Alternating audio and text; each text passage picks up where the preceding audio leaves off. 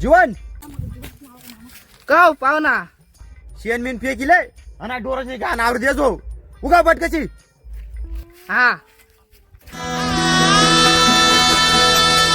रे साधी कपाची फुटी झालं का भो.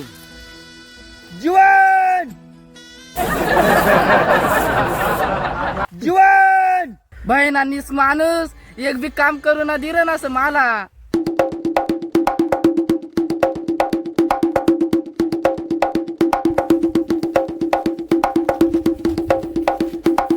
का पाहुणा का होय ना का होय ना हा एवढी कपाची फुटी झालं तुला फुटी झालं का रे. मग एकटा जीव काय काय करू पाहुणा. शेण पण आवर चारा पाणी बी कर. अरे चारा पाणी आवरस मला माहितच पण तू वावर मग फिरस का ना साधी कपाची फुटी झालं काय. कपाशी फुटी जायला आता तुला समजी रे नका का रे. अय नालायक आता तू वावर मग उन्हान माही रे. मनावर काय ताटवी रे नास तू मुख्याला विचार ना.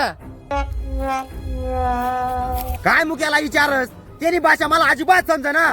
जीवन तू तिकडे काय बी कर पण एवढी कपाशी 2 दिवस मग नेचाय जाल पाहिलं ना तर तुला विचार करले. तर ताज मरी जा रे तू रे. 2 दिवस मग एवढी कपाशी नेचाय का. मना जर लग्न करी देत असत एवढी कपाशी नेचा ती ना का.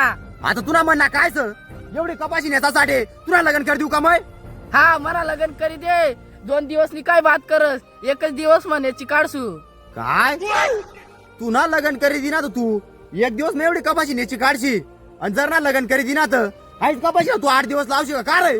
बो तू तथा शिलग आय गाव मला मजूर लायले आणि आय कपाशी नेचिले तुनी वाली. अरे तुने रावण्या करता ना मग पुरा गाव मधला मजूर ऊस तोडायला निघी झालच आता का मग एकटा हिचं नेचू काय कपाशी.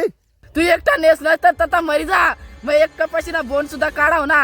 अय तुला जीतवर खरंच सकाळ बायाला तुम्ही अरे कपाशी नेसाला व शिरक तिकडे डोरच नावर.